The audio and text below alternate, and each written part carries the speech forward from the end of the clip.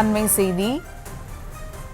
அம்பேத்கர் குறித்த அமித்ஷாவின் பேச்சை சுட்டிக்காட்டி திருமாவளவன் காட்டமாக பதிலளித்திருக்கிறார். அமித்ஷா தனது முகத்திரையை தானே கிழித்துக் கொண்டார் எனவும் அவர் தெரிவித்திருக்கிறார். கூடுதல் விவரங்களோடு இணைகிறார் செய்தியாளர் பாரி கார்த்திக். வணக்கம் பாரி கார்த்திக், மேலும் விவரங்கள்.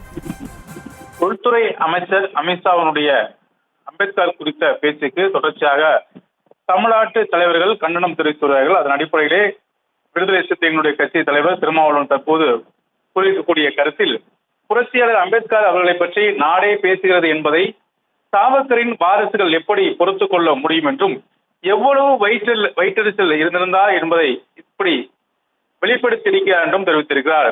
மேலும் தனது முகத்திரையை தானே கிழித்துக் கொண்டார், இதுதான் சங் பரிவாரின் உண்மையான முகம் என்றும் தெரிவித்திருக்கிறார்.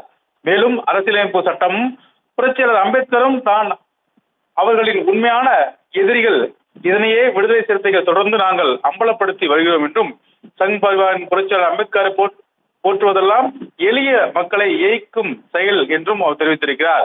புரட்சியாளர் அம்பேத்கர் விஸ்வரூபம் எடுக்கிறார் என்றும் சனாதனிகளில் சதி முயற்சிகள் சாம்பலாகும் என்றும் விடுதலை சிறுத்தைகளுடைய கட்சி தலைவர் திருமாவளவன் தனது எக்ஸ் பக்கத்தில் தெரிவித்திருக்கிறார். கூடுதல் விவரங்களுக்கு நன்றி பாரி கார்த்திக்.